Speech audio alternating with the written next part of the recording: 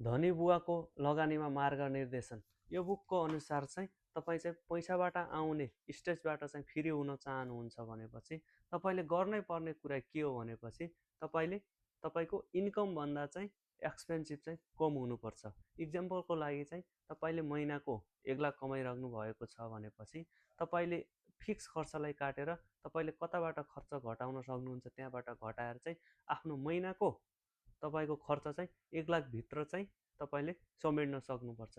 यदि गर्नुभयो भनेपछि तपाईँले पैसाबाट आउने स्ट्रेसलाई चाहिँ अलिकति भए पनि कम गर्न सक्नुहुन्छ र तपाईँले आफ्नो कामलाई चुज गर्न सक्नुहुन्छ।